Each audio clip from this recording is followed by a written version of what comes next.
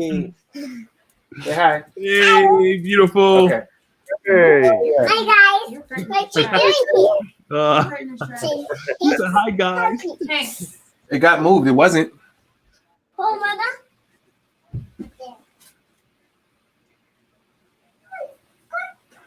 I'm Hey, actually everybody. We are episode 8. Wow, this is 8 times. We so appreciate you guys coming back time and time again. We're excited. This is the Collective Podcast. We want to thank all of the YouTube viewership, all of the Anchor and Spotify and Apple listenership, all of the DSPs. We appreciate you. We love you. Please keep coming back. Please keep coming back.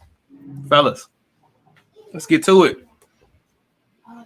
Okay, you guys were talking about Kobe Bryant being booed here.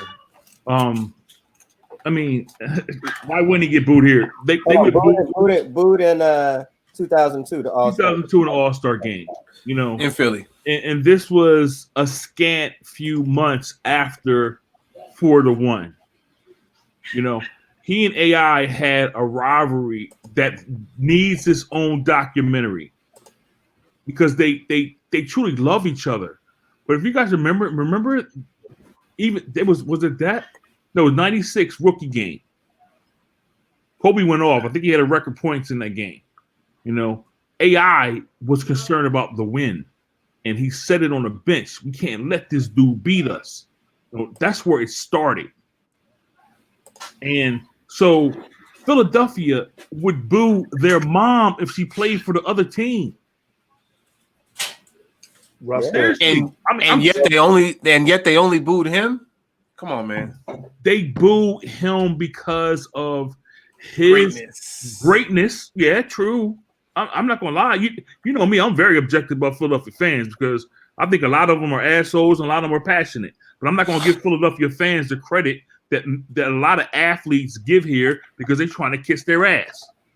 You know, they don't want to get booed. I understand it.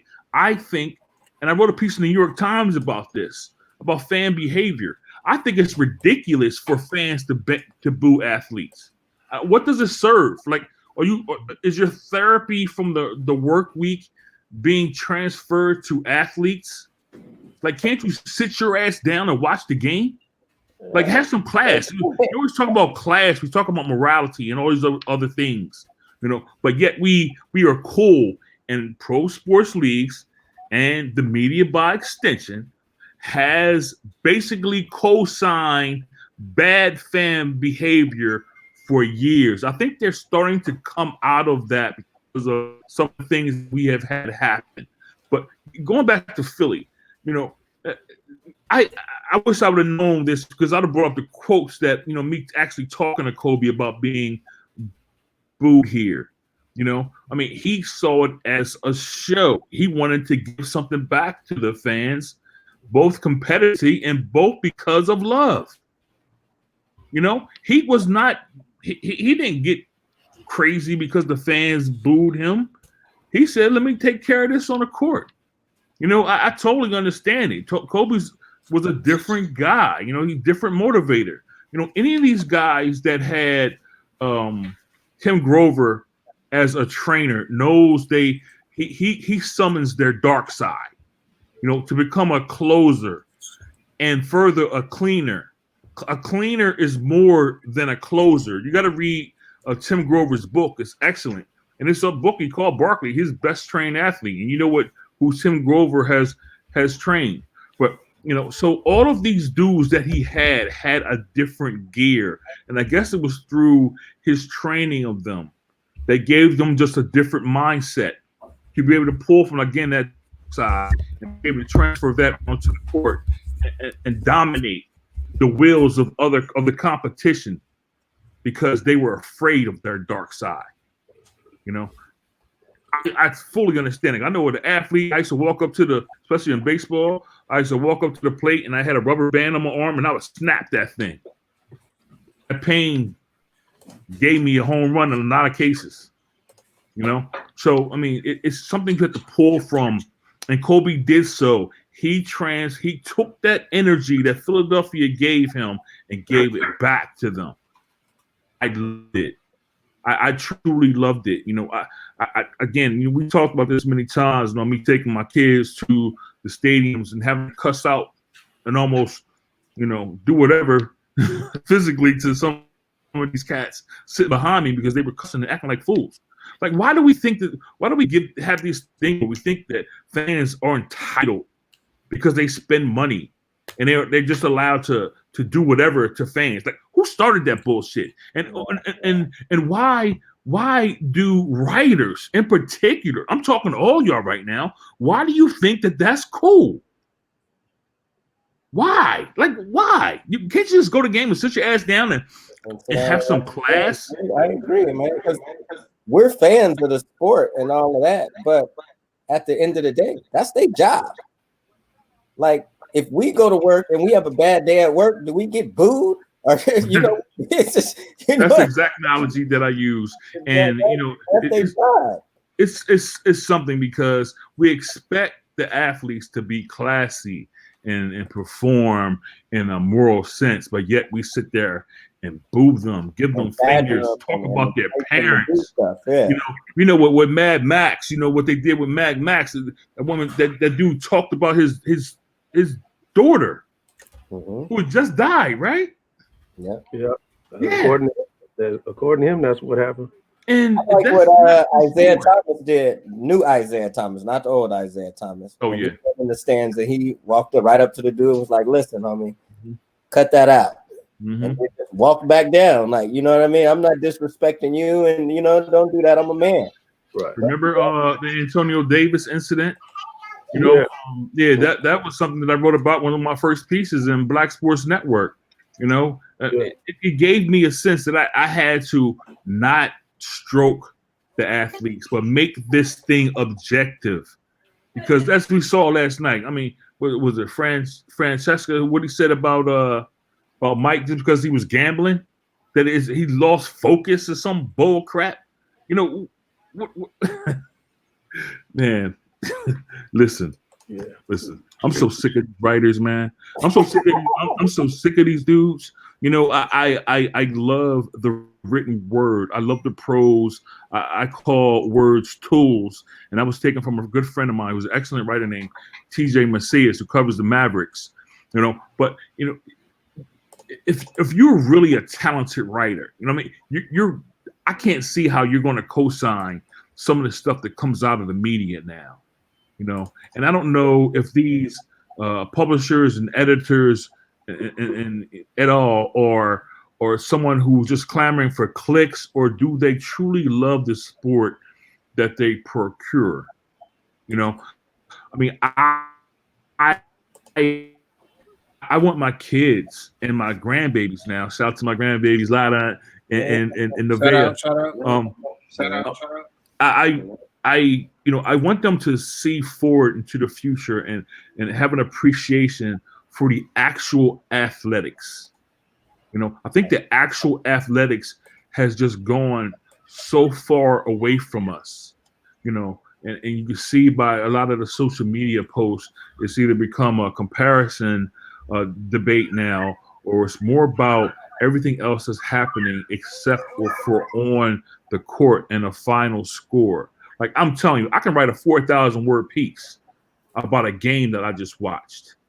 And I can encompass the fans, you know, traveling to the arena, you know, talking to the assistant coaches, the legends who might be the trainers that had their own legacies. You know, there's so much involved in that. Anthony used to get on me all the time. I had to send him these long ass pieces and he had these were for a wire service, so I had to get them to him. And I'm trying to make these things magnum opus. You know, magnum opus. That's just how I am as a writer. I want to make sure that I give the fans the true experience of that night. You know, and to do so in Philly was very difficult at times based on the fan behavior. And I told you guys a couple times about, you know, Andre Iguodala being at the line when the sisters were like 42, 40 around there. You know, and they had some talent with Elton Brand and Miller and Iguodala and also Sammy Dalembert, but they just couldn't get over that hump to make a charge in the East, and would most likely get put out by either Detroit or Orlando with Dwight Howard. But it was very difficult to watch Andre Iguodala be at the line at times and hear the whole arena grow silent and someone yell out, "Iguodala, you suck," and the whole arena can hear it. I know how sensitive that guy was, and then for him to hit those free throws to beat Chicago with Derrick Rose in that climactic series a few years back was great for him. It was a comeuppance. And then they traded him when he was an all-star, a gold medal winner, and ultimately most valuable player for the finals. So I love this city and I hate this city. I get into problems many times with my peers because I am very critical of both them and also the fan base that loves a mythical figure in Rocky Sanboa more than it does any of the boxers or anybody else that has played here. It's hard for me to watch. It's hard for me to see this mythical statue become like the symbol of sheer will, excellence, and the underdog here in this city. When you had a Joe Frazier, you got an executioner in Bernard Hopkins. You got so many other figures that should be truly respected, and they just aren't. And I got to say it, that I know that it's because that few Black writers here are allowed to be the voice. We had a few in David Aldridge and Stephen A. and a few other guys. And a lot of people were asking me to take that mantle over. And I'm proud to do it. I'll be the old guy in the documentary that nobody knows about that's speaking the facts. Mm-hmm. There you go. So where we want to start with this? We starting from the beginning of The Last Dance. We're going to start that segment first.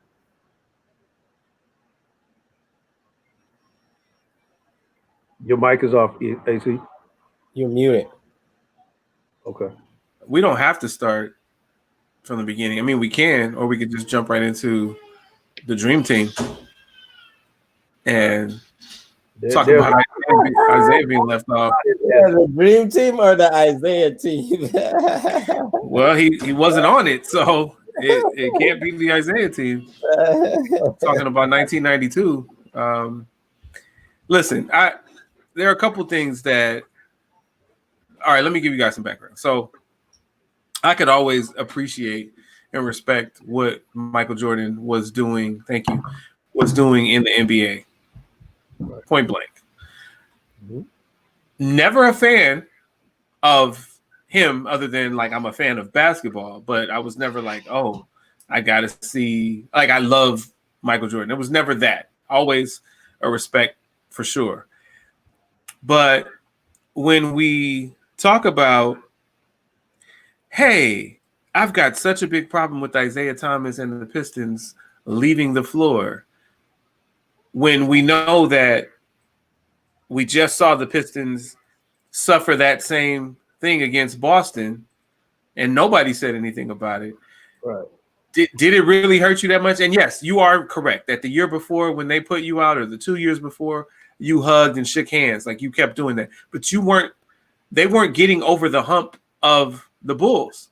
You were trying to get over the hump of the Pistons. So based on what the Celtics did, it's what they knew. Like once you finally get over the hump, the team who you beat just leaves the floor. So that's what they did. That's what the Pistons did.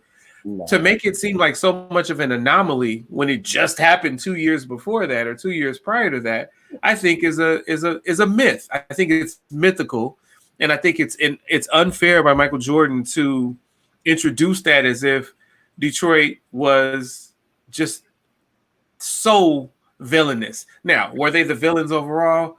Yes. Does Isiah get to say that he never got swept in the playoffs?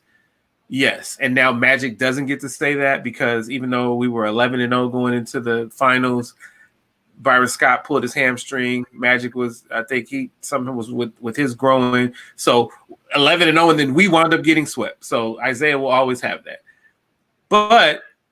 So I never liked the Pistons, and that was the 89 Pistons and the 2004 Pistons. I don't like either one of them because they got us. But I don't hate them. Now, of course, I wasn't on the floor, but is Isiah the only one that Jordan hates? I mean, Rodman came and won championships with him. He became your teammate. So did James Edwards. He was the leader of that team. Well, Jordan first hated all the Pistons and still does. Mm-hmm. And yet he doesn't on his team. James Edwards was one of the worst and the meanest, and he added them to the Bulls, Rodman to the Bulls. And there's a third one. Who am I missing? There were three. Edwards. And Sally. John Sally. Oh yeah, Sally, yeah. So, but I think the whole thing is like in sports, you know, at the end of the game, that's just what you do. You shake hands, and it's a sign of respect. And Isiah, I just don't like the fact the way he said, well, the Pistons did it to us, so, you know, we did it to them. And you can clearly hear Lambeer saying, you know, we're not shaking their damn hands or nothing like that. Let's just go, and takes the team off the floor, right. You know. And my whole thing is 2 wrongs don't make a right. And if the Celtics did it to you, that don't mean that you just go and do that to somebody else, because you know that ain't right. And Isiah trying to say, well, that's what they did to us when there was when we finally beat them and they came over it and all that. They walk off, but it just it's bad sportsmanship. It's bad for the game, I think. Okay. So all right. So I don't believe it's bad for the game. I do believe it's bad sportsmanship, and I don't think that Isiah disagrees with it being bad sportsmanship. Right. But it was 29 years ago, TreVon, and this is what I'm saying. Because I do believe it's absolutely bad sportsmanship, and I saw it happen in both instances, and I thought it was interesting. But he's not saying, in my opinion, 2 wrongs make a right. What he's saying is it wasn't unprecedented. I think that's the big thing. Like, the way that I believe Jordan has painted this is that this is the only time this has happened in NBA history, and boy, are the Pistons the worst people to ever be defending champions. Right. That's how I see, or 2-time defending champions. They are the worst ever. And maybe they are, but not because of that. That's all I'm saying. So listen, y'all. Maybe I'm missing a whole lot. I'm missing a whole lot. So what was the initial hatred for Isiah? You guys remember? I don't remember. You remember what he said about Larry Bird? Yeah. Now you're talking about the initial hatred for Isiah as far as the Bulls concerned, or listen. I really feel that a lot of this comes from the perception of Isiah post his comments about Larry Bird. If Larry Bird was black, I remember. He would not get this. He would not average. Another good player. He was absolutely right. Larry Bird pulled off 3 MVPs in a row. 3 MVPs in a row. We talked about this before. We talked about it. How the Magic was close to a triple-double one year. Barkley was like 28 and 14, something crazy like that, with the winning team. You know, that the Bulls knocked out. I think that was 91, maybe. I'm thinking. I'm not sure, but you know, there was so much to it. Once Isiah said that about Larry Bird, he became an unfortunate target, despite the facts of his soul. Yeah. He spoke out in a time where you didn't have athletes speaking out particularly against each other. Now, of course, he's not going to like Larry Bird because the Celtics were the precursor to the Bad Boys. They were just as bad as Kurt Rambis. Right. Okay? That's why I posted on Facebook last week. If Lambeer is bad and he makes the Pistons dirty, then Greg Kite makes the Celtics dirty because Greg Kite flipped Worthy into the camera fast break. Never made a play on the ball. Listen, I remember Cedric Maxwell going into the crowd here so many times. You know, it was horrible. That team was Cornbread Maxwell him and ML Carr were players that I hated because they were straight up goons. Okay, so that goon that wasn't painted as a goon, but painted as will and desire, you know, and hard work, that the Celtics have been basically labeled for the beginning of their reign. And the reason why Wilt is probably knocked down a notch because it's the Celtics. Okay, of course, people aren't going to write about them in a true way because they were trying to kiss Red Auerbach's ass. Even later on in the 80s, still same thing with the Victory Cigar and everything. I hated that shit. I'm telling you, I hated the fans. I hated everything about Boston because it was painted as American racism without calling it racism, without showing it as racism. Boston was stroked. The stories weren't told that the athletes knew. The finals that you sent me to, AC, I'm sitting there having dinner with Kareem, and he's telling me that they wouldn't even allow him in the building. Is that because it's Kareem, the Laker, or was it something else? Okay, that's the thing. You can't really. This is the messed up thing about the society. There's something that I hate because there's so much racism, and over this course of all these years that we've been here, you know. But there's always an excuse for it. Okay, so instead of being vicious in their words against the Larry Bird, aforementioned Greg Kite, Danny Ainge, and Tree Rollins fight.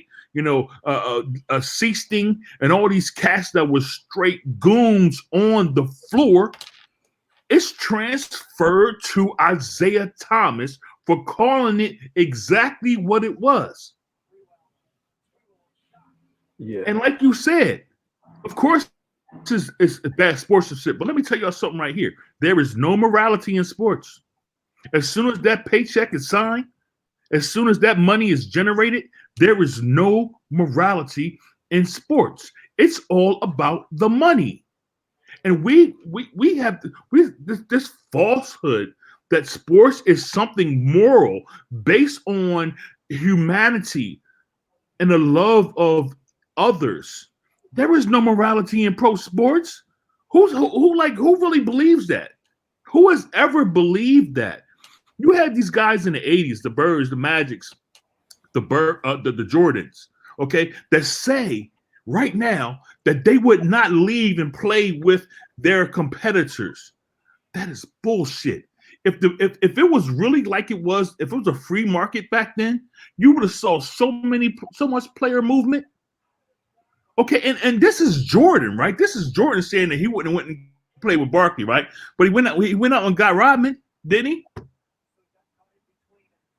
Yeah, but no, yeah, he went out and got Rodman. Right, but Rodman was never gonna be a factor where you would have to question who's number one and who's number two on the team. Okay, granted, we can say that, but what I'm saying is these people are talking out the size of their mouth.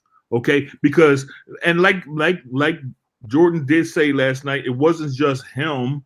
You know, it was the whole team and everybody else that didn't want Isiah on the team. They didn't like Isiah.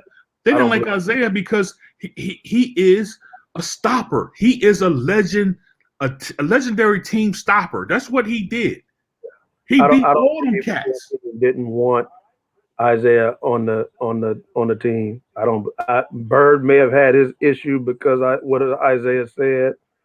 You already automatically eliminate Magic because Magic and Isiah were best friends.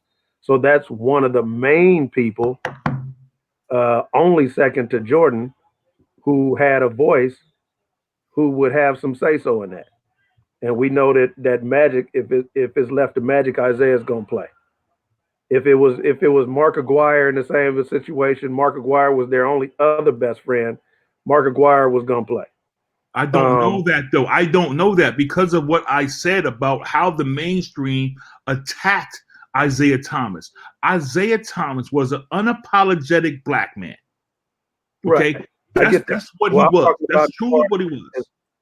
Yeah, I'm talking we're talking about the players on the Dream Team and their relations with Isiah Thomas. Magic and Isiah were best friends at the time. Yeah. Right. Irvin's not going to keep him off, is what Rodney's saying. Magic is not of course. Isiah Thomas off. So we know that main voice on that team is not gonna, and Bird wasn't gonna play but a limited amount of minutes anyway, which he did. He played a limited time because he was always complaining his back was sore. So that only left that only left Jordan and Pippen, because everyone knows that at the time Magic had just came back for the Olympic team after disclosing he had HIV. Karl Malone was the main he was the main person who said he didn't want Magic playing. So there was friction there long before the Isiah Thomas stuff, because as soon as Magic announced he had HIV, Karl Malone was breathing a sigh of relief anyway, because Magic had been standing in the way of him getting to a finals every year for the past 10 seasons. Right. So we also know what Karl Malone did to Isiah Thomas. Later, right after that, because Isiah was teaching them a lesson that you don't put John Stockton ahead of me when I'm already. Okay. So I mentioned it before we went live, but yeah, there was a lot that wasn't said on that documentary last night, where there's this false narrative that Detroit was dirty and they were bad for the league. And so what I've been trying to tell people is, you had a no layup rule league wide in the 80s and 90s and early 2000s. That's what they went and got enforcers for, like Charles Oakley, like Antonio Davis, like Cornbread Maxwell. Cornbread Maxwell didn't like Larry Bird when he first got there. Nope. He said that publicly. He didn't like Larry Bird and said, "Oh, this is just another overrated white boy." And he said later on, after he started practicing with him, because Cornbread Maxwell back in the day was the man. Oh yeah. He was the person that could put 40 on you. He and Bob McAdoo were the guys that could put 40 on you, and George Gervin in a flash. Yeah. Without blinking. So he was the, as far as the offense was concerned, and Bird was just this, overhyped white guy that a lot of people thought, oh, when he gets to the NBA, he'll just be another good white boy that could shoot, but he won't be anything special. And it's a shame because they basically whitewashed Larry Bird. Larry Bird came into the league having a history of playing competitively with black players, like all the time. That's how he got his medal, his drive, from playing in the hood and having them force him to pull that dark side out of him that I mentioned before. Here's the issue, though. So in a hierarchy of point guards, right, I have a hard problem with just saying Magic. Okay, I have a hard problem. Bad. That's too bad. I'm speaking objectively. I don't know why we're back on that. I don't know why we're back on that. I'm not trying to slam y'all He's the greatest point guard of all time, but Mike. That goes without saying.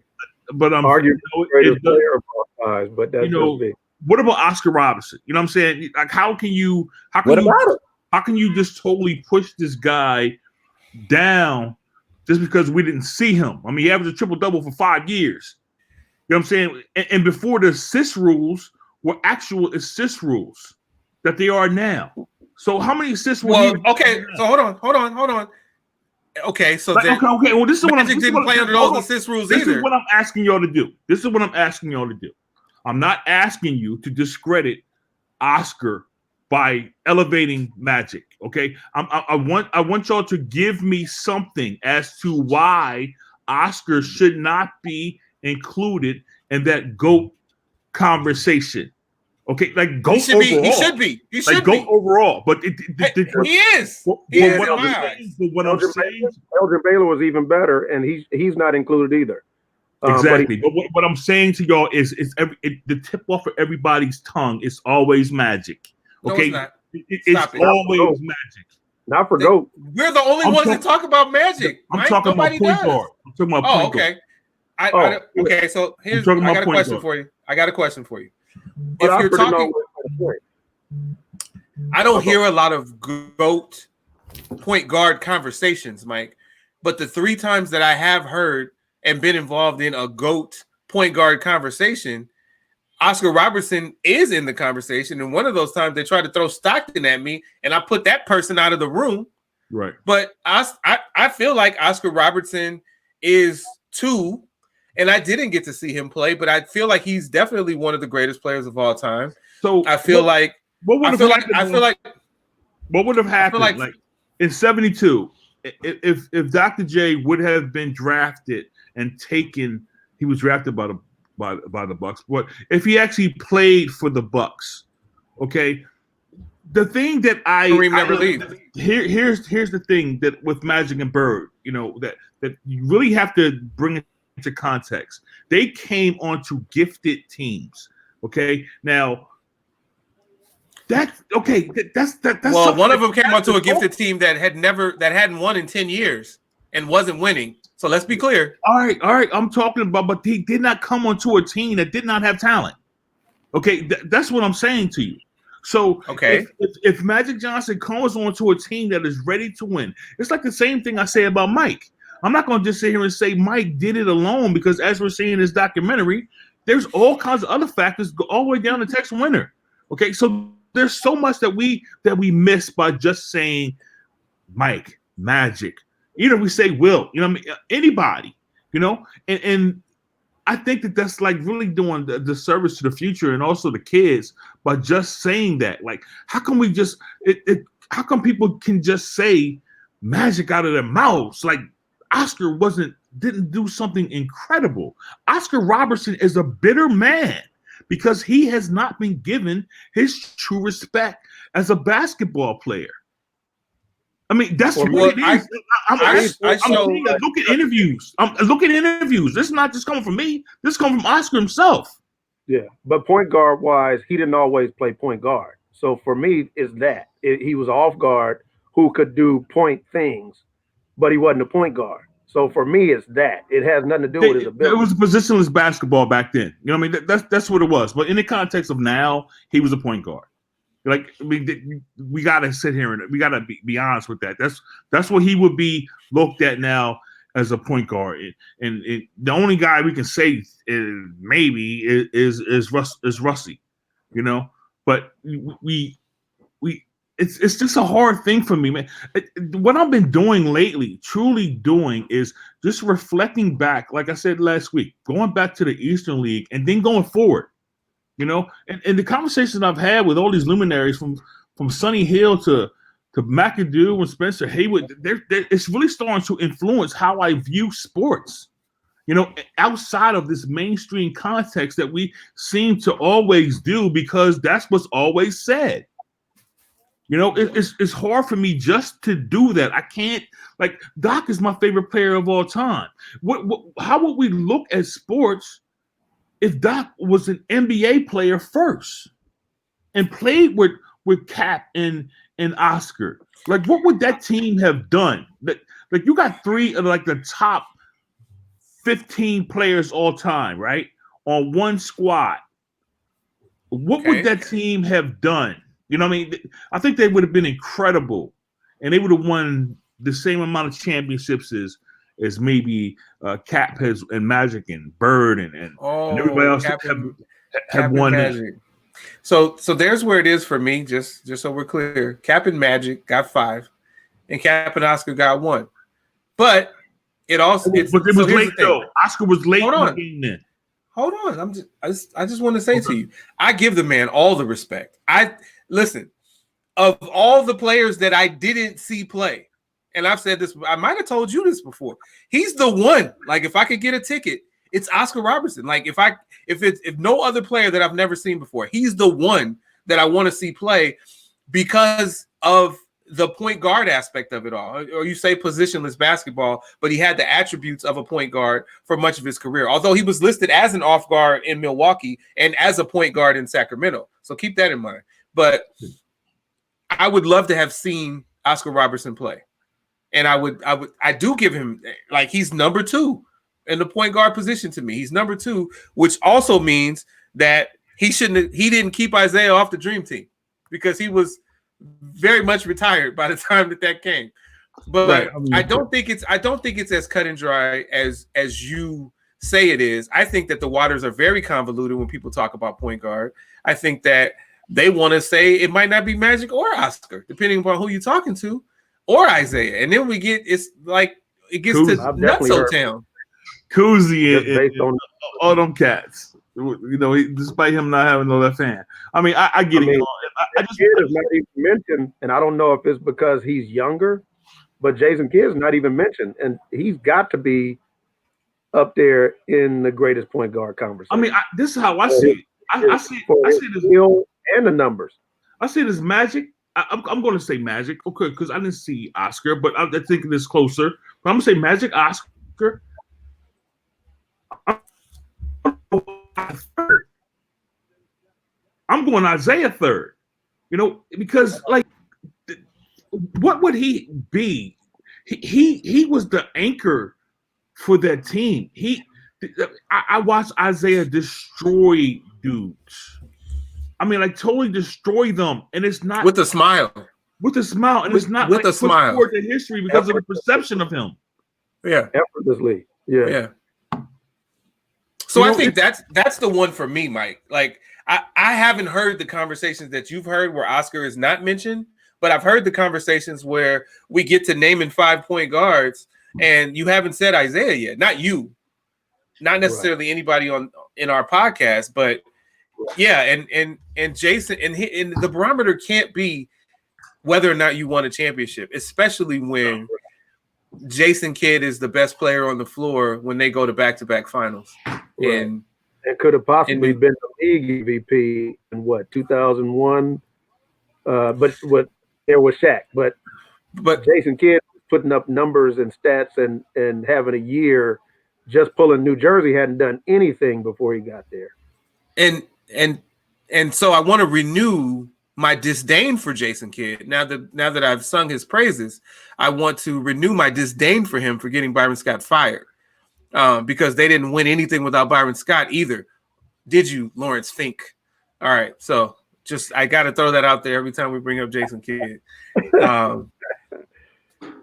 And I'm going to say this, even going back to college, I think that Jason Kidd pushed Tyus to be better, because Jason got all the accolades, and when they got together, Tyus didn't like being at the bigger name school, but not being talked about in that same vein. And I'm not saying that Tyus was Jason's equal either in college or in the league, but I was close to Tyus when we were in school, and Jason Kidd did push him for sure.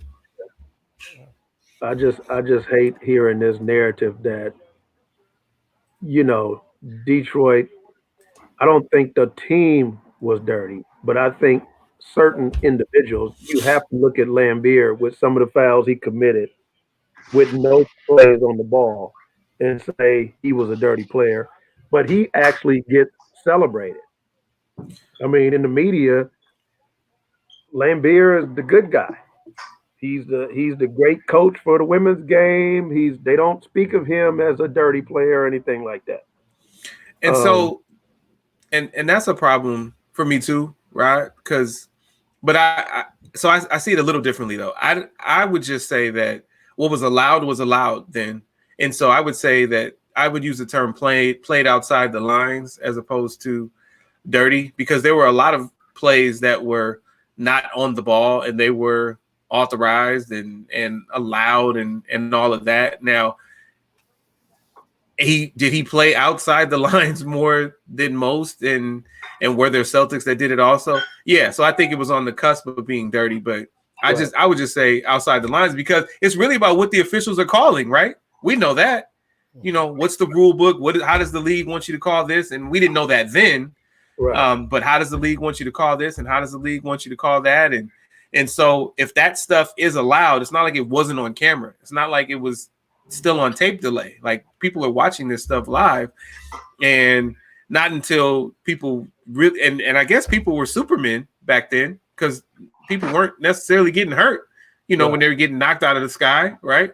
They had and officials rarely threw someone out, especially in a playoff situation. Yeah. They knew that this whole championship is hanging on the balance of this particular player. They didn't, I mean, like, what, Robert Parrish hit Lambeer with a 3-piece and no technical fouls, no nothing. Just, hey, you go to the line, shoot your free throws. And I think about that as opposed to today where we're told, hey, look, zero tolerance. We're not allowing this. We're not allowing that. Yeah. And I think players seem to more know their boundaries then. Like once the scuffle was over, okay, let's get back to ball. And they left it on the floor. There was no, oh yeah, I'm gonna catch him outside the team bus.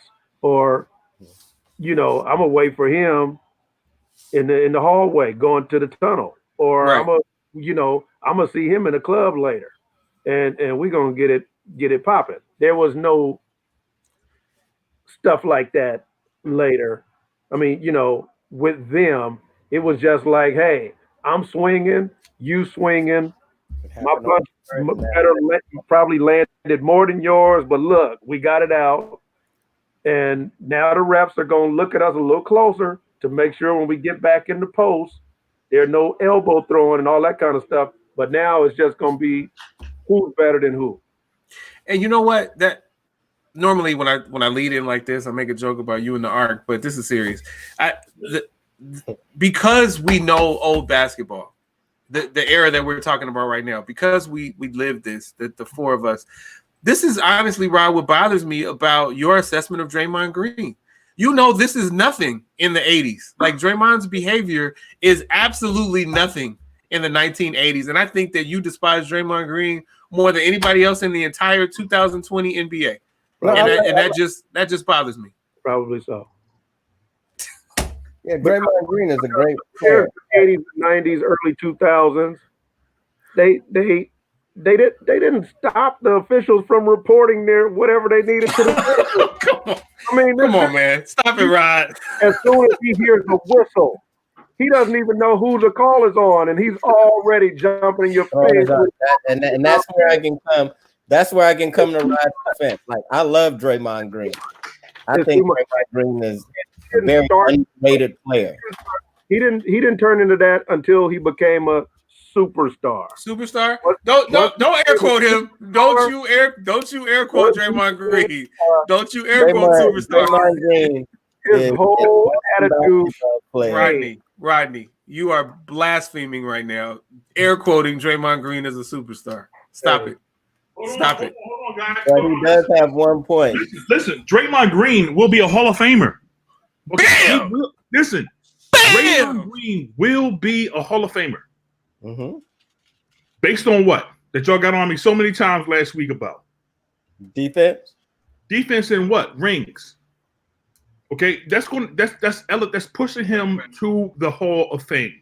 And whether or not we can debate about his skills and talent being necessary or prerequisite for a Hall of Famer, he will be seen as a Hall of Famer because what will happen is those games will be dissected.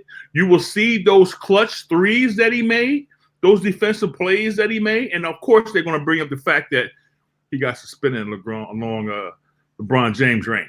But the dude's a Hall of Famer every time.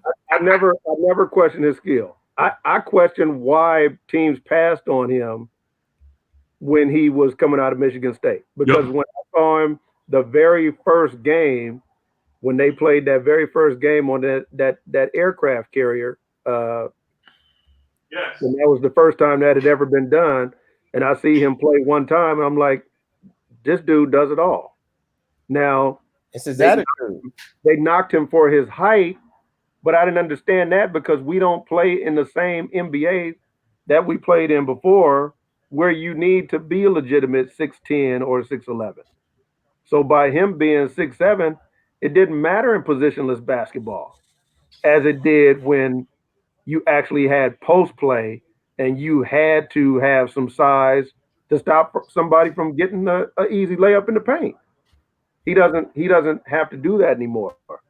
And considering that these players are not as bulky as they used to be, in this time he has a definite advantage. I've been watching a lot of older basketball since we've been on this quarantine, and I look at some of these players, and I look at some of the players that I used to watch closely, players that people didn't talk about as much, like Rick Fox. I would have loved to see LeBron and Rick Fox go head to head. Rick Fox, 6'7", 250, strong and smart defensively, can move his feet, can fight through screens. I would have loved to see LeBron go against Rick Fox. I mean, LeBron would like to see that on another level. He was elite. Huh? You don't think LeBron would eat Rick Fox up? Oh no. Oh no. Oh no. I promise you I think LeBron would like to see that too. I promise you he would. They thought when you remember when the Lakers faced Sacramento, they thought that Rick Fox was going to get eaten alive by Stojakovic because Stojakovic had been killing everyone. Right. And then who was coming in after him killing everyone. And Rick Fox shut both of them down. Both. He was the rock of the Lakers. That's why I said sometimes you have to lock in on some of the players that the media and that people are not focusing on. Because this dude was the rock of the team. He did all the dirty work. You get Rick Fox in the first quarter with 2 fouls, Lakers are losing. So there's a similar story about a guy, and I brought this up before, but in a different capacity, especially since Miami didn't wind up winning. But Bruce Bowen, like before he went to San Antonio and became the new age 3-and-D guy, right. He was a defender, and he was taking whomever was your best player on the floor, and he was going to sit down and D your butt up. Right. And one of those unsung guys. Yeah. So for sure.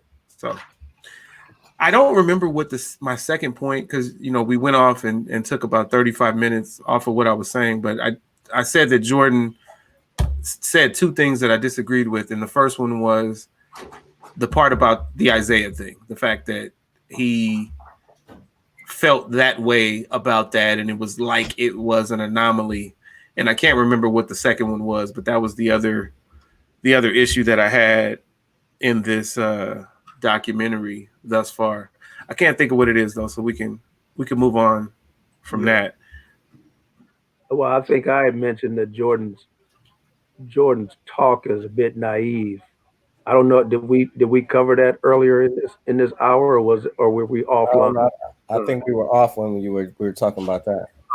But just the fact that he didn't want what came with the fame and the whole thing of what comes with being Michael Jordan. He's like, no, you don't want to be Michael Jordan for a whole year. When people said, oh, I want to be Michael Jordan for a day or for a week. And he's like, no, you don't want to be Michael Jordan for a whole year. Michael Jordan goes through a lot. Well, that's not what they're asking for. And even being Michael Jordan for a year, when you're talking about somebody getting $33 million for one season and they got to take pictures and score baskets, they will still trade places with you. Yeah.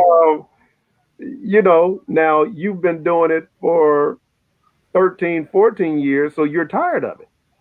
But to someone who's never had it, there are some of those 11, 12 players on the bench that would love that. You know, you either like it or you don't. But you can't be naive to the fact that you're everyone's hero and you don't think you're going to get what comes with being everyone's hero. Yes, if you're at a restaurant, your dinner is going to be interrupted. Yes, somebody's probably going to tap you on the shoulder when you're in the movie theater watching a movie, you know, with your spouse, or when you're trying to play with your kids. Somebody's going to say, "Hey, can you take a picture?" You can either say yes or no. Right. There are plenty players who said no. They talked about Mark Aguirre last night. Mark Aguirre was one of the meanest dudes I've ever seen in my life. I mean, like he didn't, and they were quick to say, "Hey, Mark Aguirre was a bad teammate. You know, he wasn't a good guy." When they were talking about the Detroit Bad Boys, and Adrian Dantley saying, you know, I don't know why they traded. I watched Bad Boys the other night, the Detroit Bad Boys the other night, the documentary, and Adrian Dantley said, I don't know why they traded Mark Aguirre for me. He can't touch me. He's nowhere on my level. Which at the time, I thought AD was right. Now, not to say that Mark Aguirre couldn't play, but the conspiracy theorist in me said from the beginning, as soon as I saw that trade, man, they get Magic's best friends on the same team. Detroit is getting ready to beat us. Because I thought it felt to me like Magic orchestrated it. And this is how I felt then. They're on the same team, and now Magic is running up the court, holding the back of his leg, saying he's done something to his groin or his hamstring. This is a wrap. Do you want to have problems with me, buddy? Is this what you're trying to do? One more thing to say about Magic Johnson. I was pissed. Oh, I was pissed. But, you know, just going back to Jordan, there's so much unsaid, and he's painting himself in this picture of I was just a basketball player, just trying to do what I could. I mean, did he have to say 10 years ago they were drinking beer and smoking cigarettes at halftime? Everyone knew who was on the team 10 years prior to. Right, he did do a lot of little dry snitching, didn't he? Oh, he does a lot of it. A whole lot of little dry But snitching. as soon as they put it out there about the gambling, you know, I'm gonna let my dad take over. I don't want to answer these questions. I mean, like, you know, I'm just a guy that's trying to relax a little bit and play basketball. No, you're not. That's what they're doing. I mean, he also mentioned the cigarette? Not cigars, it was cigarettes. He's like, yeah, and they were smoking at halftime. They got the cigarettes from the coaching staff. Right. You're getting it from the coaches. They got running boys to go, you know, they should have saw us when 10 years ago when it wasn't just one beer, it was a whole case at halftime. Exactly. Yeah. And smoke cigarettes. You don't put that out there in the public. Yeah. You don't put that out there in the public. And one thing that brought that quick to say it wasn't me, it was them. Right. And one thing that you brought up, Rodney, that I think that I wanted to build on was talking about how Magic always defers and how you have to take that with a grain of salt. Right. I can even take that to that practice, the practice in question in Barcelona. Right. When Irv gets back on the bus and then says, well, Chuck, I guess we shouldn't have made that man mad. Well, the competitor in Magic wanted to win that, right? Like, for sure. And like you said, maybe Chuck takes the foot off the gas because, you know, Mike has that mental edge. But Magic was always going to be the one to try to diffuse the conflict, break up the tension. And he's always been willing to say that people are better than him or better than he was because he figures, what am I losing by saying this? Right. You know, I'll let you guys decide. Like, let the court of public opinion decide. But I laid it all on the court. Nobody ever thought I gave up, I guess, except for Rodney, who just said that Magic gave up in '89. And I don't know. I never heard Rodney talk like this, but I guess maybe we're not really friends. But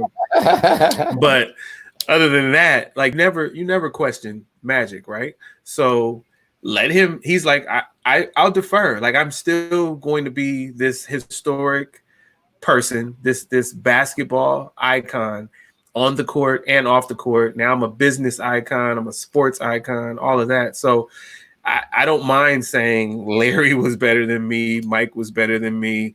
Kobe was better than me. LeBron will have been better than me. Hey, it is what it is. And did I say Mike? Obviously.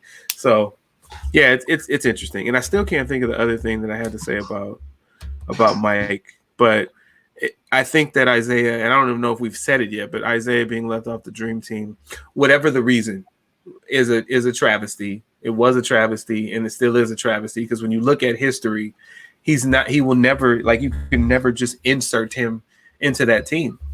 And when I went up and down that team time and time again back then, I didn't understand it. I still didn't.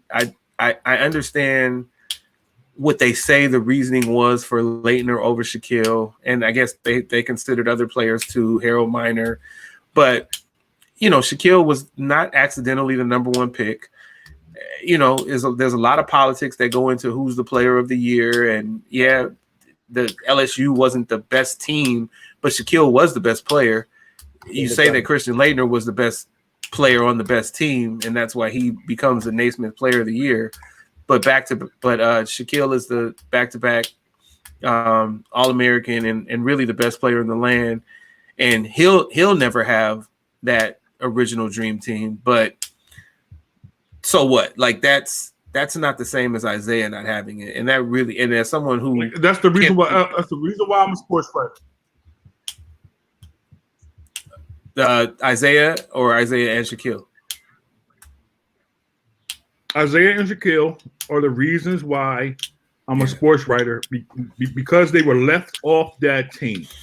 Yeah. There is no explanation for Christian Laettner over Shaquille O'Neal. I'm sorry. If we're talking no plausible explanation. 30 years, there's no explanation. If we're 30 years into the future, 40 years into the future. They put Laettner on that team if he misses that shot? Yeah, Leitner's on that team because he's still going to be the player of the year. He was the symbol of college basketball, just as Duke was the standard that the Celtics team was that I spoke about before. It was Duke, Indiana at the time, right? Mm-hmm. They were always number one, number two, and they got so many calls by the refs. You know, Chris Webber told me that the Fab Five lost to Indiana 4 times by 1 point. All right, and I mean, listen, man, I can't get with the status quo. That's always going to be my issue, is how the status quo is pushed forward through the future, and the black guys that love it by latching on and tethering themselves to the status quo based on how the status quo reports, writes, documents history. That is so much of a big issue with me, you know, because I already say history is written by the victors. Okay, I get it, but we just have to grab our legacies. Well, and with absent of what the status quo says and write and speak on, and that's what I think that's one of the biggest purposes of this show here. And I'm grateful for this. And I love that about you. And this is why I became a sports writer. And here's the interesting thing for me. When you look at history is written by the victors, but we're talking about sports where the people doing the writing should have no skin in the game. The people writing should be as objective as possible. The people writing should be as unbiased as people I absolutely could be, but we know that's not the case. We know that that's never been the case, and so, I wanted to come in and give a different voice, just like you, Mike. It's very similar there. It's crazy though that history is written. When we talk about sports history is written by the sports writers that did not or could not have affected the outcomes of these games, and yet they are still affecting how things are looked at. It's a bad thing. It's a bad thing, and we're talking about the entire history of sports. I think a great guest on this show would be Bob Ryan. I've had some great conversations with Bob Ryan, and the reason why I think that Wilt in particular wasn't advanced through time is because he wasn't asked those questions that would elevate Wilt. When I asked him those questions, he told me about 3 years in particular, and I think I mentioned this before, but Wilt was like 24 and 24 and 8, the 3 straight years, and was way above 50%, shooting. And I said to him, I don't hear this from you. I don't hear it. Well, people don't ask me. People expect me to champion and push forward Bill Russell and Cohen and those dudes, and it's a shame because the biggest issue for me is how certain legendary figures are always seen as enigmas, but they're really not enigmas. They're enigmas for the writers who don't respect them because they dismiss them. They become the invisible man in a sense. Like they're not mentioned. And that's the reason why we see like the Lamar Jacksons and Cam Newtons, even when they were clearly the MVPs, there was always this but, and could they do it? Could they? Is they? Like these people, cowards, they do not want to speak it as it is. They rather wait for others to say it first. That's why when I see a Jason Tatum, I see him as the evolution of Cornbread Maxwell and a Hall of Fame player. Even though he is, 2-3 years into the league? The eye test to me fits. If everything moves forward as it does with most superstars, Jason Tatum will be a Hall of Famer. Now, the problem is, you can't say that yet. What you mean I can't say that yet? What you mean? Do I have to have a disclaimer and say, well, if everything moves forward the way it should and he does this or he does that, he's going to be – do I have to say that? When you see a Hall of Fame talent come into the league, he is a Hall of Fame talent. It was the first time I saw him at Duke. I was like, yo, this dude is a Hall of Famer. I didn't say he's going to be an all-star. I didn't say he was going to be a superstar. I said Hall of Famer based on where he's playing, his skill set, his height, his weight, his strengths, his ability. He looks like a Hall of Famer. If I'm wrong, I'm wrong. But for someone to say that I can't say that yet, it's some bullshit. And that goes for anybody that can say that. You can go ahead and say it. What you gotta wait? What you gotta sit here and wait for the status quo and ESPN to say it first? And then you say, "Oh yeah, you're right." No, let's do it. He is a Hall of Famer. Let's do it. We got Draymond. We got Jason Tatum. Mookie Betts, baby. Mookie Betts. Okay, I just want to get that out. Go ahead.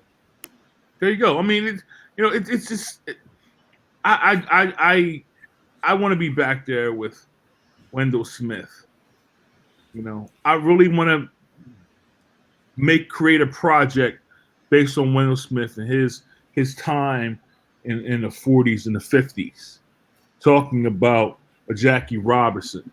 It's the convoluted thing that is happening in my brain right now is I'm looking to the past. I'm looking to the past and identifying the greatness of the past. Like if Stan Musial played right now, oh my gosh, right?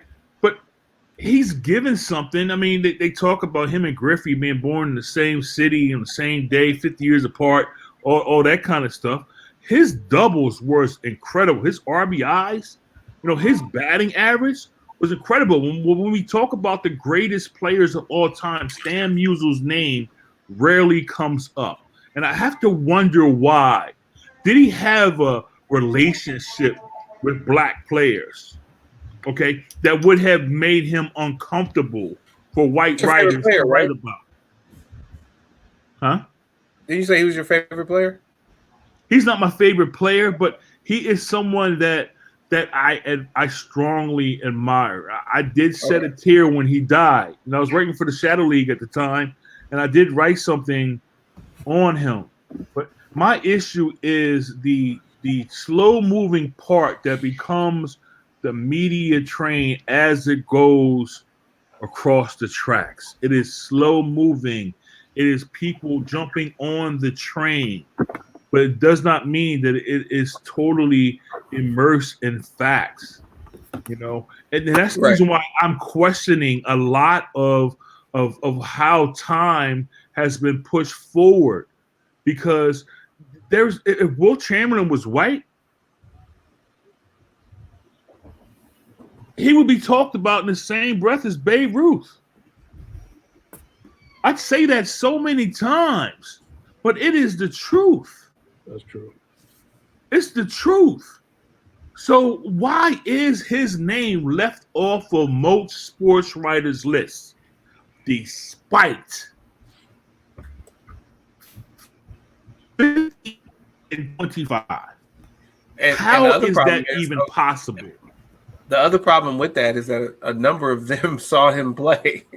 Like they ain't all us, right? They saw him play, which makes it worse. Right? There just wasn't a preponderance of us. I'm talking about authentically black. I'm not talking about someone who strokes the status quo. Okay? And that's disrespect. That's disrespect given. Yes, there will be. Because I will make sure of it.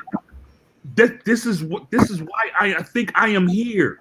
To be unapologetic and to say things in the extreme that isn't really extreme. There needs to be like a voice that just speaks out and says what it is without thought based on a clamoring for the status quo. I want to work at ESPN. So if I'm going to work at ESPN, there's certain things that I can't say. Okay, even Stephen A does that. There's certain things that he does not say. He knows it. Right. He's a very intelligent and experienced and wise man. But there's certain things he does not say. But what he does says is, your boy is a bad man. Okay? That tagline is for a reason, right? Okay, so Aaron Rodgers' fan base and the people who love them will dig Stephen A, even though they think he is the extreme in the opposite. But when he comes off the cuff and says Aaron Rodgers is the bad man, and ESPN has been recently the main purveyor of saying that Aaron Rodgers is better than Tom Brady, okay, which is false. This dude has one Super Bowl, right? So it's hard for me, man. I struggle with it. I struggle mightily with, aligning with my peers who are in this game. And I don't know why they're in this game. Are you in this game for a job? Or are you in this game because you love sports, because you were a former athlete? or are you in this game simply to make money? As I look out now, that's what I see more than anything is the latter point, and distinctly not the former. And it hurts my soul. It hurts my soul. Not only because I play sports, but because my kids play sports or whatever, and I coach or what have you. But I just think there's a different passion, and it's just not what I'm seeing. Like some of the points that I make, these dudes will laugh as if it's idiotic for me to speak them. But the truth is the truth. It has to be manifest. It's only going to be manifest by people like us who speak out, and not just speaking out. This is normal for us. This isn't like, we're just doing it to combat something. This is who we are. And I hope that people out there will be who they are, because I hear when people come on page and they repeat things, they're like, yo, that's something that somebody on ESPN said just last week. Like, speak it out of your mouth and your mind and your soul and your experiences and your eyes, and then I'll know what's real. But until then, the closeout.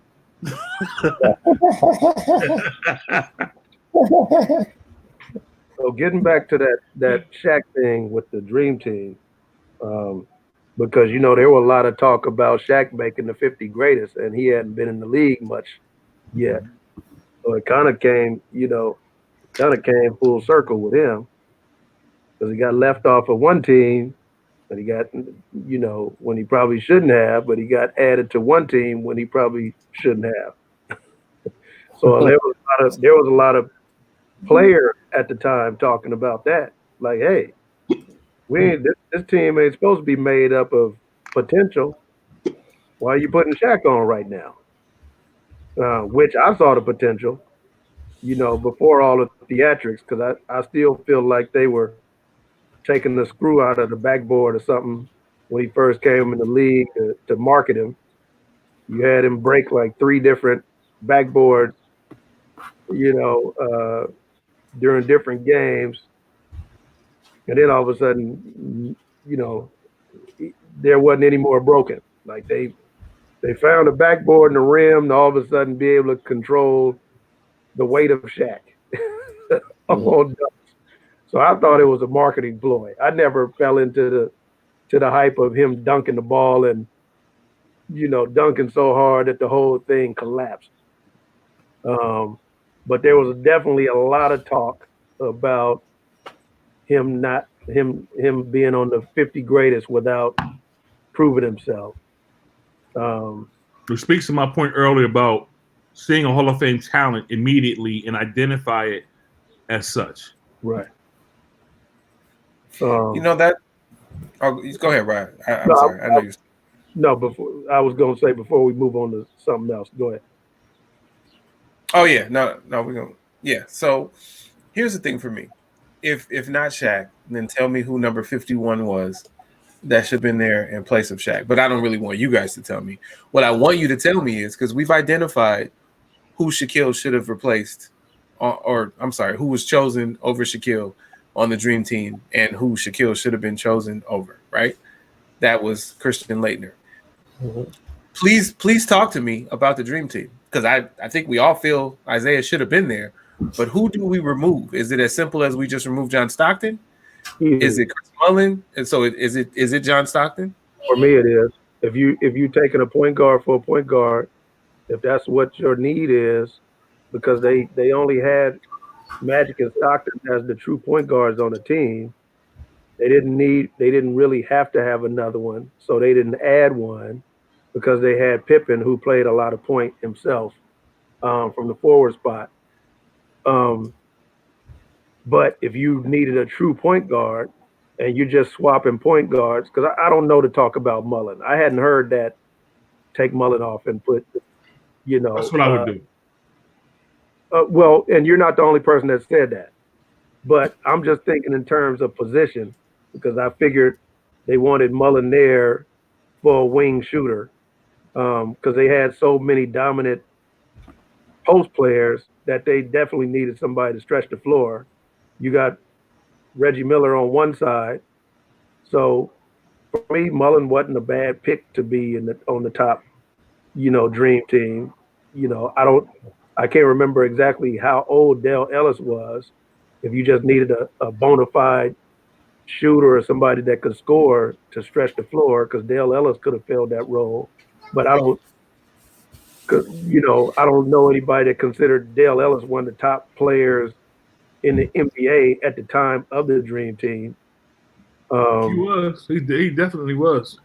I know he was definitely one of the best shooters, but as far as how he was portrayed in the media, I'll say it that way. Because for me, Dale Ellis was a certified baller. Yeah. But as far as overall, because the Dream Team was supposed to be the top, 12, 13 guys? But isn't 15. But isn't that 14 plus 1? But isn't that the same with Chris Mullen? Was Chris Mullen listed as a bona fide superstar and one of the elite 15 in the NBA at the time? I don't know that Mullen was in that discussion. In the media eyes, yes. In the media, the media took him as the star of Run TMC. They didn't look at Hardaway like that, even though I think Hardaway made the whole thing go. Mm-hmm. They didn't look at Mitch Richmond like that, and Mitch Richmond could shoot the lights out. I mean, Mitch Richmond didn't look the same when he got to DC. When he came to DC as a free agent, but as far as when he was with Golden State, and for what you're looking for in Euroball, what they were trying to, none of those players had Euroball experience. And the Europeans had been killing the college players because the ball is played differently over there. And for whatever reason that still is lost to me, we started to adapt to European basketball versus continuing to have them adapt to us. Because you remember back in the day, basketball, like I said before, had several rounds in the draft. They didn't just have 2 like they do now. 12. They had, I think, 10 rounds at one time. 12. Where the European players, was it 12? The European players wasn't getting drafted until the 5th or 6th round if they were lucky. And you had a couple who fell through the cracks and had success, like Drazen Petrovic. Rest in peace. Dino Raja. Vlade Divac a little later, but Dino Raja for sure for the Celtics. Drazen Petrovic was probably the most successful. And then that's where I was going with what I want to touch on with Toni Kucoc, because they really just glossed over that about his treatment when he got to the Bulls and what he meant to Europe, because he was definitely the European LeBron at that time. There was nobody more high profile coming up the ranks than Toni Kucoc was. Because we still hadn't really gotten to the big guards yet. Magic has still set the tone for that. And guards were still 6'2", 6'3", 6'4" in 91, 92, 93. They hadn't gotten to 6'6", 6'7" point guards yet. And we're talking, this dude is legit 6'10", 6'11", playing point. I mean, with point guard skills. Mm-hmm. He wasn't the athletic type that LeBron was. He wasn't a high flyer, but with a basketball, his ball handling, his shooting ability, his passes were unmatched. I mean, passing wise, when we look back at it, he passed better than LeBron does now. I know a bunch of people are going to say, no, he doesn't. But look at the tape. I always tell people the tapes don't lie. Look at the tapes and look at some of the passes he made. The tapes, ladies and gentlemen. The tapes. 2020 tapes. Yeah. And the degree of difficulty of the passes. I don't give a damn about how pretty they were. I don't care about, oh, he threw a no look. That doesn't appeal to me. The degree of difficulty. Like I just showed my son a clip of that dunk that Sean Kemp did when he reached the ball up. He went just inside the free throw line and reached the same hand, same foot, and like came an inch or two from the ball touching the back of his shoe and dunked it. I told my son to stand up right now and without even holding the ball, reach back and touch your foot with your hand and see if you could do it. He was tripping. He was falling over. That's almost, I mean, it's unbelievable. And Sean Kemp didn't get a 50. People looked at it like, oh, that was just a good dunk. It was okay. No, now, years later, rewind it back in your mind and see how difficult that dunk was. And so that's what I'm equating Toni Kucoc's passes to. With him, 6'10", being able to weave through players, and not just big players that were slow-footed. I'm talking about he's weaving through guards and still finding cutters on the move accurately for an easy basket. But in traffic, who's doing that? Not on that level, not on his level. Magic was, and some American players here and there, but not on that level like Kukoc was.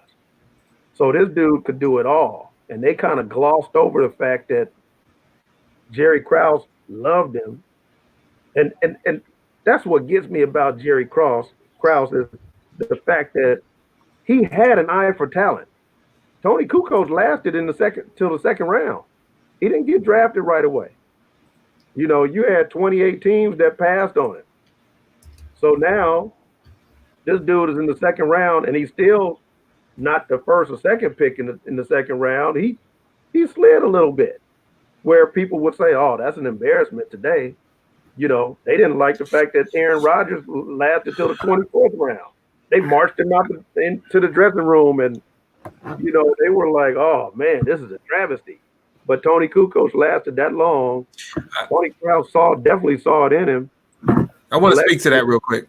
Okay. I want to speak to the Toni Kukoc thing. I think that we need to put that in perspective. The fact that he fell to the second round, in that people were very unsure of his intent to come play. Like, and that's what it wound up being. He didn't come.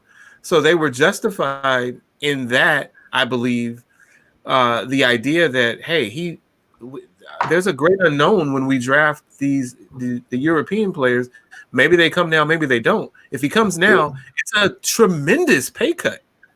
And he told you, like, we got a couple of $1 million or something. But you had Jerry Krause trying to match what he wanted to get him here, while Pippen was trying to get a new deal. You know, that's the issue, though. That's so much of a strong issue. And that's why I said on the other previous podcast, if Reinsdorf really wanted to make it happen, the same way he opened that checkbook and let Jerry Krause open that checkbook for Toni Kukoc, is the same way he could have taken care of his own player. So they mentioned that, they hit on that last night, but they didn't. They kind of glossed over the fact of their treatment of Toni Kukoc, who said he was unaware of what was really going on with players and management with the Bulls because he's overseas. And mind you, they don't speak of Toni Kukoc's age when he came to the Bulls. He was only like 19, 20 years old. They drafted him as a teen in 1990. He comes 2 years later. So he's still really young, never been away from home. But he's playing, you know, professional sports overseas. You can play at a young age. So he had been playing professionally, but he had never been away from home. So I want to speak to that too. That's also a misnomer. What year did he finally come? Because I want to clear that up. Because he came after. Believe it or not, Rod, he's actually. I know you're older than Dirt, but he's actually older than you. Huh? So, yeah, he was born in 68. Toni Kukoc? Yes. Hold on. So I mean, Yes. I'm the elder statesman here. Then I was born in Yeah. 68. Okay, so he was So happy 51st. He was 52nd. Yeah. Well, he was 22, Rod, when they drafted him, and then what? 24 when he came. Okay. 25, 26. Like how old? Like he wasn't. I definitely stand corrected on that then. Yeah, I think the idea is that he started his career at 19, and that's even wrong. Yeah, he started his career, his overseas career at 19, but he was 22 when they drafted him. September 1868. You're right. My bad. Yeah. And he got picked in the 29th pick of the second round, 1990. But dude was a monster, man. And they kind of glossed over the fact that with him coming over now first, and I had to start pulling out these tapes over again because I got the original Dream Team on video. So I had to kind of start looking at this stuff over again. And that first game, you know, they made it. Scottie and Michael made a point to make him look bad. They double teamed him the whole game, but they did it the gold medal game too. They still doubled him and tried to make sure that life was going to be hell for him. And he still managed to get away with what, like 16-11 or something? 16, 6 and 7 or something like that. Hey, listen, this is what you got to love about the Collective Podcast world. We are going to go to the closeout now, but you have a preview of what we're going to in episode 9. We're going to kick episode 9 off with Toni Kucoc, and we're still going to be talking about The Last Dance before we get into the NFL. So, but before we get off this episode, we'll go to the closeout. So, Rod, hold your Toni Kucoc until episode 9, but go ahead and close us out. I'll do that. I'm just going to say, man, hope everybody's staying safe. Mizzo, glad to see a smile on your face, brother, after what you went through with your grandchild. Absolutely. Because I can see the relief. Oh, man. And I just can't wait to get a little deeper into all of this stuff. I'm waiting for the end so that we can, you know, we still kind of scratching the surface episode by episode with this Last Dance. But I'm waiting for the end so we could really put it all together and dig in, because I know at last episode we're gonna have some good stuff to pull out from the collective of it. But other than that, man, I just hope everyone stays safe, and we're just gonna sit patient and wait for some more sports. Hopefully somebody will text me and say, hey, we got camp coming. Rodney, pay your fees, get on the plane, come work for me. You know, Rod, speaking of that, you know, Randy's having a virtual camp. Did you get that? I got the email, yeah. Okay. All right, cool. Yeah. Okay. Mizzo. Okay. You guys saw it. Okay. R2D2. Okay. 78, 77. Yeah. Some people say that my cadence is C3PO when I write, which is interesting. Somebody say that. But what I want to talk about is today, you know, I also have a foster nephew. His name is Ronnie. And Ronnie is 10 years old. And, you know, he's nonverbal, you know, cerebral palsy, has a seizure disorder. But he's just so angelic, you know. And since we're in this time where, you know, school is online, you know, he even has less interaction besides what we're doing now. It's basically a Zoom school, you know. Mm-hmm. But today they had, because the Force, may the Fourth be with you, today they had a bunch of Star Wars characters on the screen, and this dude is so much of an old soul. His favorite song is Der Kommissar by Falco. Okay? He goes way back like that. So he identifies with me and us, you know, seeing Star Wars. I don't know how old the rest of y'all are, but I saw Star Wars in the theater. Okay? Mm-hmm. I was old enough to see that. And I saw it at the drive-in.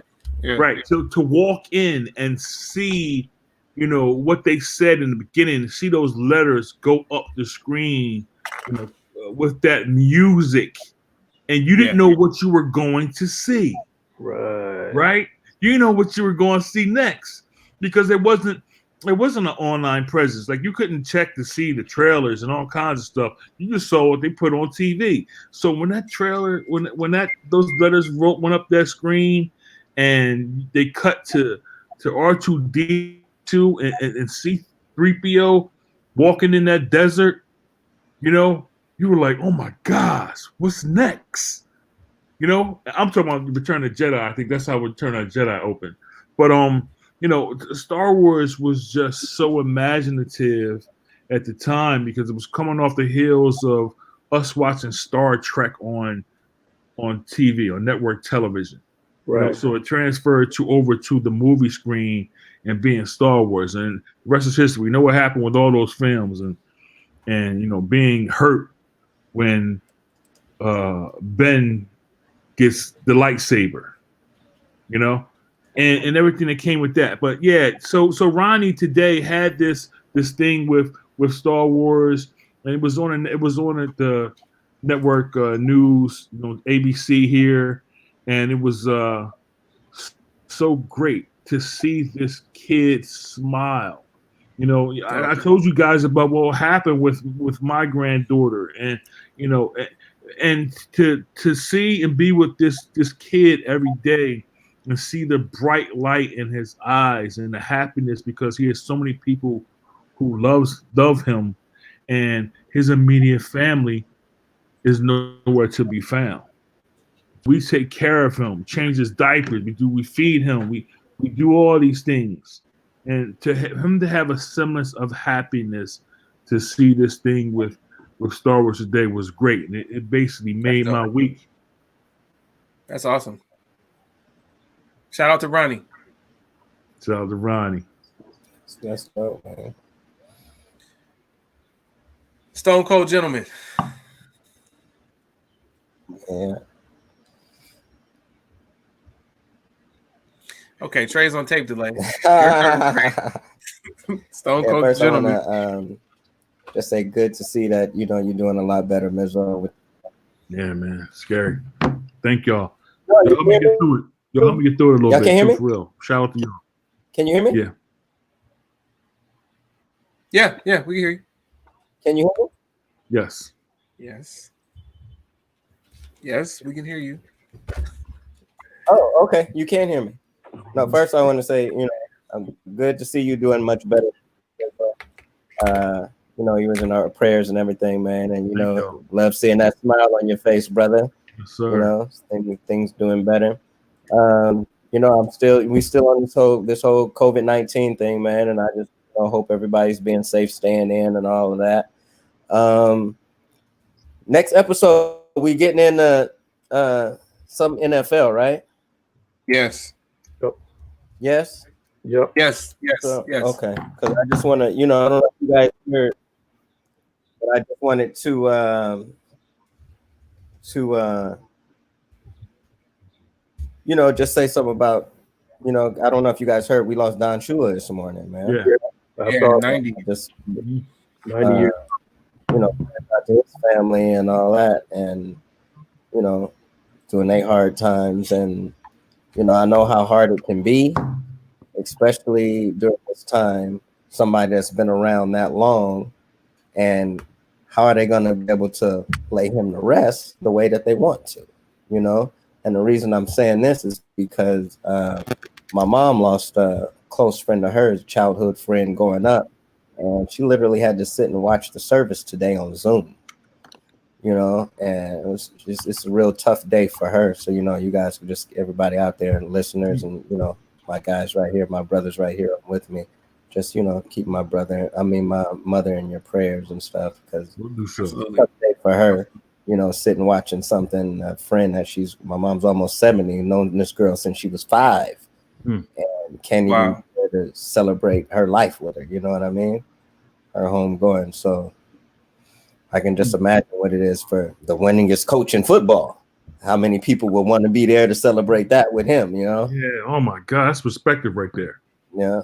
So that's it, man. I just want everybody to be safe, and you know, I'm praying for all your families, you know, stay in, and That's it, man. We catch you on the next episode. Yeah, so thank you again, YouTube viewership. Thank you again, Anchor and Spotify listenership, listeners on all the other DSPs. We appreciate you. Thank you to my brothers for coming back for another episode, coming back one more again for an episode. I appreciate you guys. I'm happy that your families are all well and you are all constantly in my prayers. I'm happy, Mike, that your granddaughter is greatly improved. Her health is greatly improved, and I will continue to pray for, again, everyone's families. Thank you. Thanks, y'all. When you look at The Last Dance, one of the things that hit me, and we didn't get into this, and I'm glad because now I have it for the closeout, is KBA 24, Kobe's on there, and first of all, it opened up with in loving memory of Kobe Bryant, in loving memory of the late great Kobe Bryant. For me, I remember the first time seeing this kid come into men's gym and play men's gym up at UCLA and play pickup with the NBA players, and that was fun to watch. And I just love the fact that this guy was a student of the game well before he got into the league. And if you have someone who is considered to be the world elite basketball player, why not try to soak up as much information from him as you can, and to see him say, I don't get these 5 rings if not for Mike. Yes. Wow, that was powerful for me because I'm someone who celebrated absolutely all of Kobe's 5 rings and have been such a big fan of Kobe since the beginning. And I think of a quote that is attributed to Kobe. The most important thing is to try and inspire people so that they can be great in whatever they want to do. Think about that. Like, that's wow. Just exist to inspire other people to be great. That's just something that's so meaningful. And I would never know that Mike had that kind of effect on Kobe. I mean, as a student of the game, and Kobe was a student of the game, Mike was a student of the game, Kobe was a student of Mike. But for him to go so far as to say, I don't get these 5 without Mike, that was powerful for me. So if you can believe it, I gained a little bit more respect for Mike just because of how he affected Kobe, even with all of the holes in the documentary that I think there are with what Mike's saying. I have more respect for him than I did, and I just want you guys, listeners, watchers, to know, boy, did the flashback to that All-Star game give me chills. You think about the power of the people in those locker rooms. My goodness. I mean, you had Erving in a suit, right, and he was there, but everybody else that was on the court, and then if this is your thing, Larry Bird was the coach of the East because he was the Pacers coach. That was just those all-star teams, that all-star game, absolutely amazing. That being said, everybody's in my prayers. Please stay home and stay safe. I know that there are states opening up, but beware. Keep your family safe. Don't jeopardize your family's health. Just lock it in. I don't know if you guys saw the footage of was it the officer in New York who was part of the takedown of the youth who were allegedly not practicing social distancing. It was bad enough he did there, but then he goes down the street and starts antagonizing someone else and winds up tasing him, punching him, slapping him, taking him down. I forgot the man's name, and I don't need to look it up. Y'all know who I'm talking about. I hope that man is fired. I know he's on desk duty now, but I think it's only a matter of time before they let him go. And I hope that kid it's a man, but I hope the man sues him. And thank you guys for listening. Thank you guys for watching. Episode 9 will come to you on Friday. This is episode 8.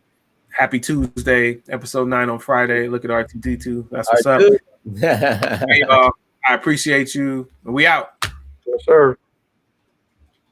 Be peace. Peace out.